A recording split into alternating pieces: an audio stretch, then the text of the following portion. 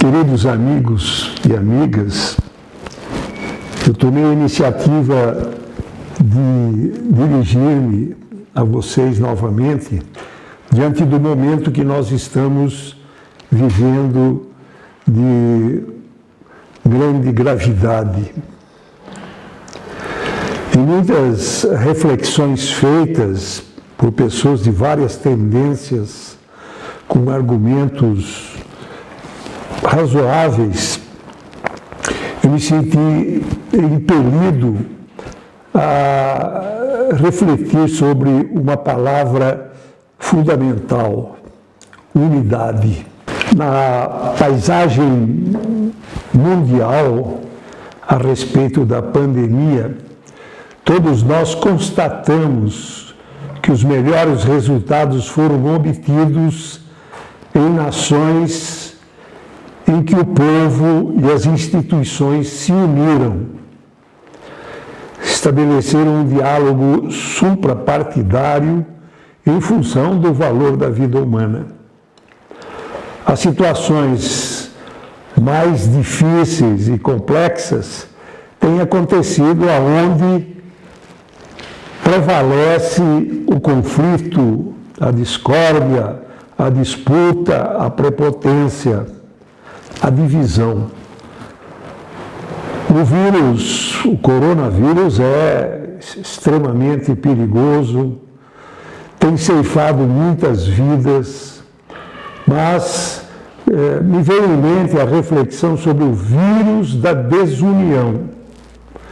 O que a desunião produziu ao longo da história humana?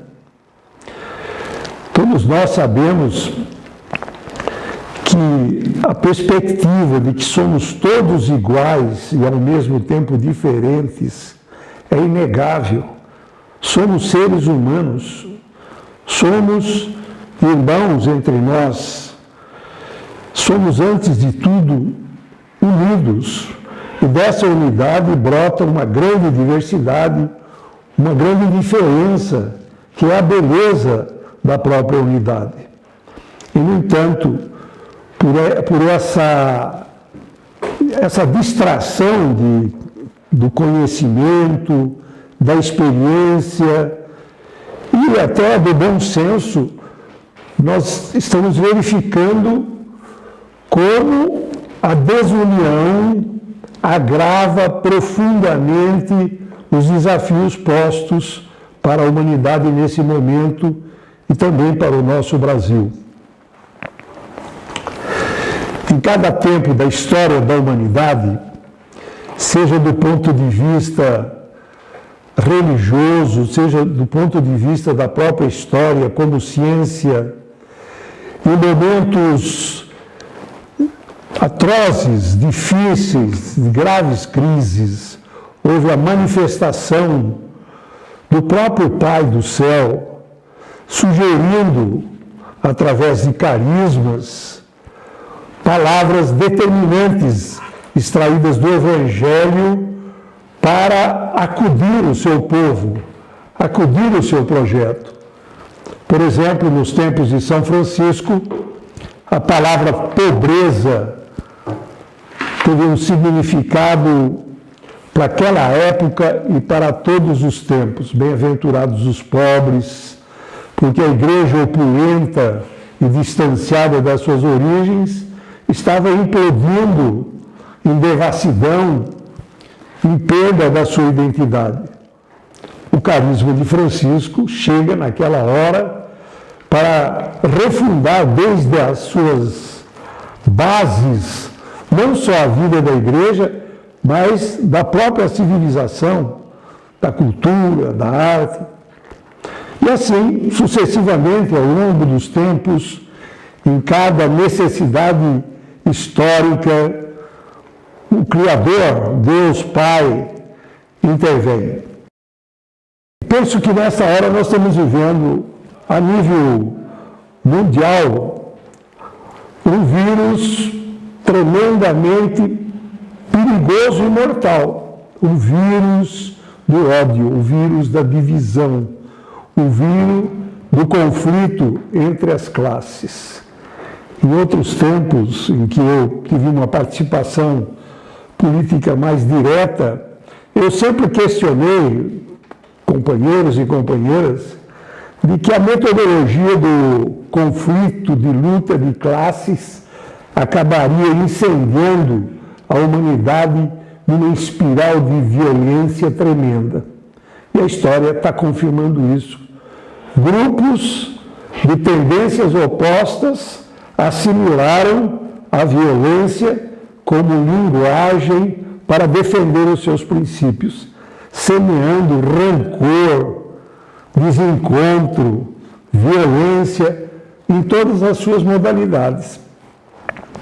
Então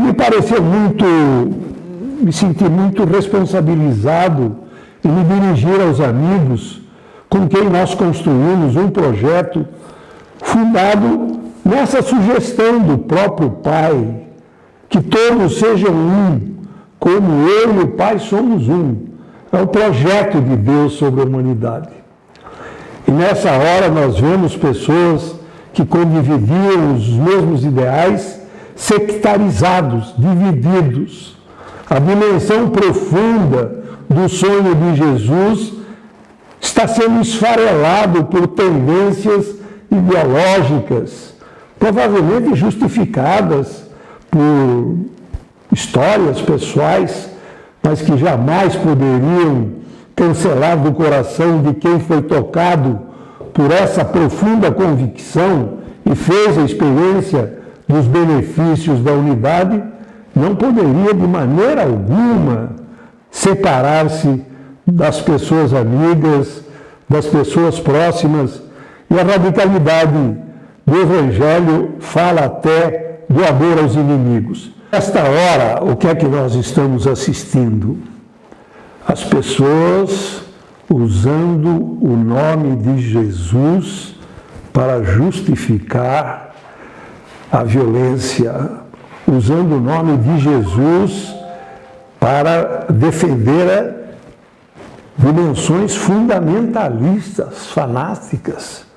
Não se pode tomar o nome de Jesus em vão. Usar o nome de Jesus significa estar pronto, como Ele, a derramar o seu sangue pelos outros. Não derramar o sangue de terceiros, de supostos adversários.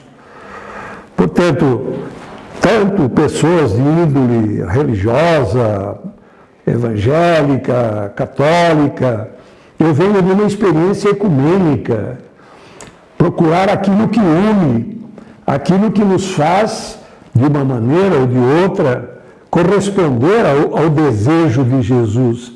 Vede como se amam, nisto reconhecerão que sois meus discípulos. Foi um grande engano pensar que o Evangelho é um livro de piedade desvinculado da realidade concreta da história humana. A não aplicação radical das palavras do Evangelho reduzem a uma pura reverberação vazia do nome de Deus, se serve de Deus, mas não se serve a Deus. O que é que Deus quer da humanidade? O que é que Deus quer de cada coração humano? A sua semelhança no amor. Como pode o ódio, a intolerância, o rancor, a baixaria ser contemporaneamente usada no nome de Jesus? Se reza antes de organizar uma ação que dilapida a nossa pobre gente e o nosso pobre povo. Todas as tendências políticas exasperadas, favoráveis à violência e à virulência, ao poder das armas, ao poder de uma mobilização artificial, só complicam a solução dos problemas. Eu tenho respondido aos amigos e amigas que têm me interrogado qual é a solução. Se os nossos políticos, cada um com as suas características e as suas limitações, que não são poucas, se expusessem a sentar na mesma mesa e desarmadamente declararem-se unidos no nome de Jesus, para que ele, presente no meio deles, encontrasse soluções. A nossa tradição histórica e política é complexa. A corrupção deslavada e que transformou o Brasil num botequim de negociatas, o que acabou gerando? Gerando uma oposição completamente desarticulada, impreparada, nas raias do fanatismo, né, da incompetência e da tentativa por vias informáticas de recolher consenso. É uma brincadeira, é um engano, é uma heresia, sobretudo usar o nome de Deus para obter favores econômicos, assistindo a morte de milhares de irmãos. A desunião aqui no Brasil está sepultando muita gente, mas está sepultando o próprio Brasil, que tem uma vocação de fraternidade, de tolerância, de diálogo.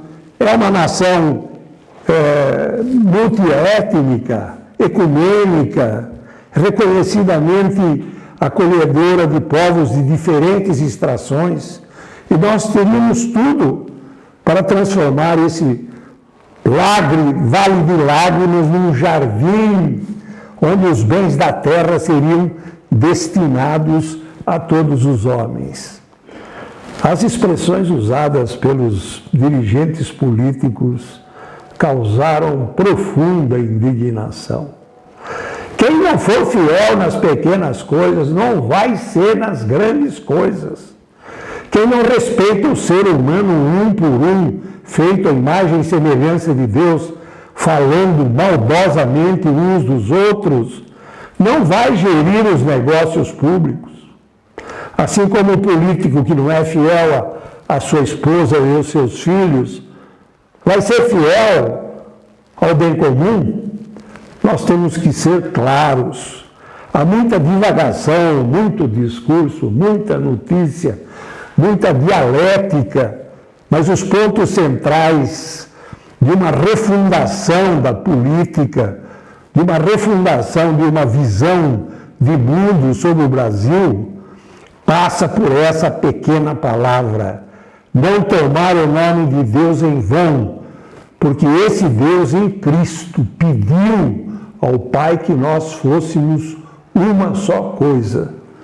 Ou a gente prefere ficar com as medíocres versões pessoais, ou medíocres versões de seitas que inventam um Jesus congregacional segundo a sua conveniência? Não pode ser.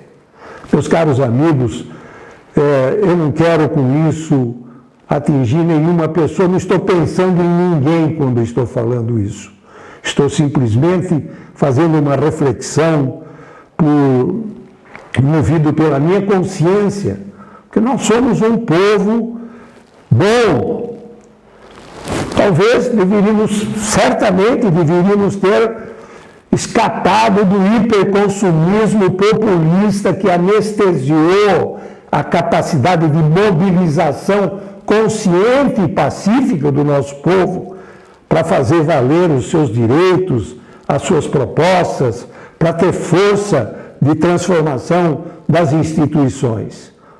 Não podemos ignorar que essa gente foi anestesiada por um ritmo de necessidades artificiais que colocaram na condição de passividade.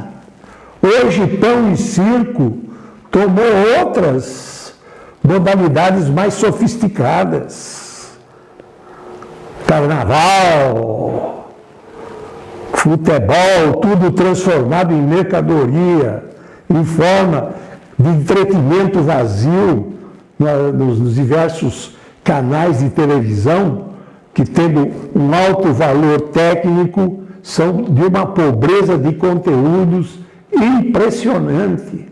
E o nosso povo é alimentado por essas quimeras, além de uma conjuntura política tremendamente contraditória. Mas Deus, o verdadeiro Deus de Jesus Cristo, o Deus de Abraão, o Deus de Moisés, não o Deus das conveniências que acabam se tornando em mitos, em idolatria, usar o nome de Deus e contra os irmãos, é de uma gravidade impressionante. Portanto, o meu apelo é que ninguém se separe dos seus amigos e dos seus irmãos, dos diversos grupos eclesiais que tiveram tanta vitalidade até o momento em que a ideologia não rachou pelo meio, não só os movimentos, mas a própria igreja, a própria sociedade, a família, os vínculos implodiram por conta de meias-verdades, por conta de desinformação, por conta de uma baixa cognição e formação a respeito da fé, da política, do bem comum e da dignidade da pessoa humana. Portanto, uma saudação fraterna e um desejo muito grande de continuar me batendo por essa causa que é o sonho de Jesus, a unidade. Antes de tudo, a unidade. Depois, cada um na sua diversidade faça as escolhas que quiserem, mas sempre pronto a dar a vida pelo irmão. Então, boa tarde, caros amigos. Eu espero que na próxima vez nós possamos continuar esse nosso diálogo, ampliando âmbitos dessa compreensão do valor da política nova, da política que é chamada, a política é chamada o amor dos amores, mas a verdadeira política, a política a serviço do bem comum, sem corrupção, sem fanatismo.